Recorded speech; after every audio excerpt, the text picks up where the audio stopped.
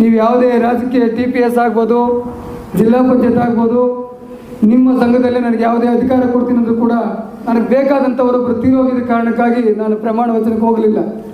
ಅವರೇ ಹೋದ ಮೇಲೆ ನಮಗೆ ಆ ಸ್ಥಾನದಲ್ಲಿ ಕೂತ್ಕೊಳ್ತಕ್ಕಂಥ ಅರ್ಹತೆ ಇಲ್ಲ ಅಂತೇಳಿ ರಿಜೆಕ್ಟ್ ಮಾಡಿ ಆವತ್ತೇ ಬಂದಂಥವನು. ನಿಮ್ಮ ಊಹೆಲ್ಲ ಕೂಡ ತೆರೆ ಎಳಿತೀನಿ.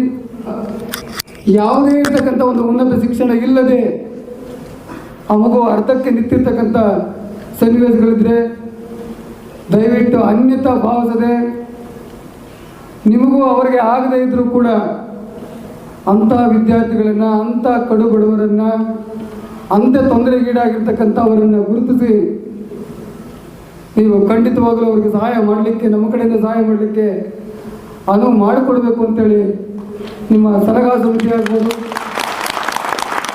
ಒಂದು ವೇಳೆ ಯಾರು ಸಲಹಾ ಸಮಿತಿ ಇಲ್ಲದೆ ಸಲಹಾ ಸಮಿತಿಯಲ್ಲಿ ಇರ್ತಕ್ಕಂಥವರಲ್ಲಿ ಕೆಲವು ಗೊಂದಲಗಳಿದ್ದಾವೆ, ಅಂಥವ್ರು ನೇರವಾಗಿ ಉನ್ನತವಾಗಿರ್ತಕ್ಕಂಥ ಒಬ್ಬ ಸಲಹೆಗಾರರ ಮೂಲಕ ನಮ್ಮನ್ನು ನೀವು ಕಾಂಟ್ಯಾಕ್ಟ್ ಮಾಡಿದ್ರು ಕೂಡ ಆ ಸಹಾಯ ದೊರೆಯೋದ್ರಲ್ಲಿ ಅನ್ಯತಾ ಇಲ್ಲ ಅಂತೇಳಿ ಹೇಳಕ್ಕೆ ಇಷ್ಟಪಡ್ತೀನಿ.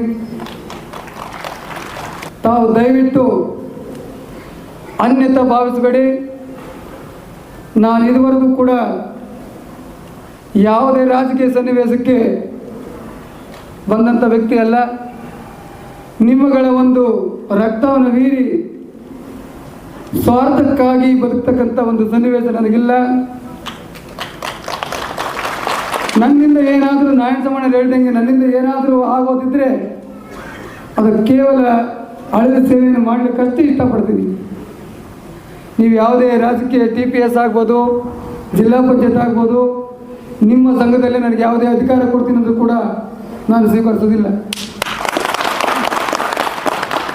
ಕಾರಣ ಏನಂದರೆ, ನಾನು 2020 ಇಸ್ವಿನಲ್ಲಿ BJPಯಿಂದ ಸಂಸದನಾಗಿ ಆಯ್ಕೆಯಾಗಿದ್ದಂಥವನು, ನಾಮಿನೇಟ್ MP ಆಗಿ ಆಯ್ಕೆಯಾಗಿದ್ದೆ.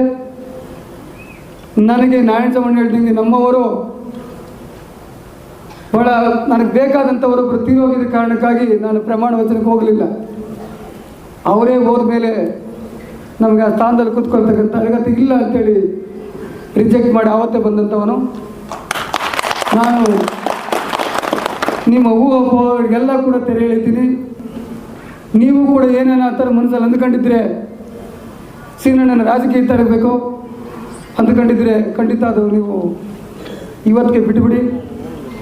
ಮತ್ತು ನಿಮಗೆ ಕೊಟ್ಟ ಅನುದಾನವನ್ನು ಅದರ ಸ್ವಾರ್ಥವನ್ನು ಬಯಸ್ತಕ್ಕಂಥದ್ದಾಗಲಿ, ಅದು ವಾಪಸ್ ಕೊಡಿ ಅಂತ ಹೇಳ್ತಕ್ಕಂಥದ್ದಾಗಲಿ ಖಂಡಿತ ಇಲ್ಲ. ನೀವು ಅದನ್ನು ಸದುಪಯೋಗ ಪಡಿಸ್ಕೊಂಡ್ರೆ ನನಗದೇ ಭಾಳ ಖುಷಿ ಅಂತೇಳಿ ಹೇಳಲಿಕ್ಕೆ ಇಷ್ಟಪಡ್ತೀನಿ. ಏನಿವತ್ತು ಎಲ್ಲ ತಾಲೂಕುಗಳಿಂದ ಸುಮಾರು ಜನ ನಿಮ್ಮನ್ನು ಕಾಲಿರ್ತಕ್ಕಂಥದ್ದು ಕೂಡ ನನ್ನ ಗಮನಕ್ಕೆ ಬಂದಿದೆ. ಇಲ್ಲಿ ಬರಲಿಕ್ಕಾಗಲಿ ಅಥವಾ ಹೋಗ್ಲಿಕ್ಕಾಗಲಿ ಯಾವುದೇ ಎಕ್ಸ್ಪೆಕ್ಟೇಷನ್ ಇಲ್ಲದೆ ಸಮುದಾಯನ ಉದ್ಧಾರ ಮಾಡಬೇಕು ಅಂತೇಳಿ, ಸಹಾಯ ಆಗಬೇಕು ಅಂತೇಳಿ ಅನೇಕ ಜನ ಪದಾಧಿಕಾರಿಗಳು, ಹಿರಿಯರು, ಈ ಸಮುದಾಯನ ಕಟ್ಟಲಿಕ್ಕೆ ಇಷ್ಟಪಟ್ಟಂಥ ಅನೇಕ ಜನ ಇವತ್ತು ಸೇರಿ ಸಮುದಾಯದಲ್ಲಿ ಎಲ್ಲ ಸೇರಿದ್ದೀವಿ. ಖಂಡಿತ ಇದರಲ್ಲಿ ನನ್ನ ಸ್ವಾರ್ಥ ಏನೂ ಇಲ್ಲ. ಹಿಂದೆ ಒನಕೆ ಹೋಗುವಿಂದ ಈಚೆಗೆ ಬಂದಂಥ ವ್ಯಕ್ತಿ ನಾನು. ಈ ಸಮುದಾಯನ ಕಟ್ಟಲಿಕ್ಕೆ ಎಷ್ಟು ಕಷ್ಟಪಟ್ಟಿದೆ ಅಂತಕ್ಕಂಥದ್ದು ನಿಮಗೆ ಗೊತ್ತಿದೆ.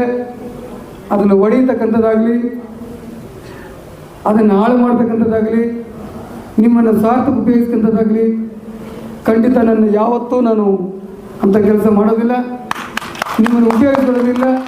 ಏಸಾಕೋಟೆ ಕಾರ್ವೋ ವಾಟರ್ ಪ್ಯೂರಿಫೈರ್ಸ್ ಅಂತ ಹೇಳ್ಬಿಟ್ಟು ಹೋಲ್ಸೇಲ್ ದರದಲ್ಲಿ ಚಿಕ್ಕಬಳ್ಳಾಪುರದಲ್ಲಿ ಪ್ರಪ್ರಥಮ ಬಾರಿಗೆ 5,500ಕ್ಕೆ ವಾಟರ್ ಪ್ಯೂರಿಫೈರ್ ಲಭ್ಯ ಇದೆ.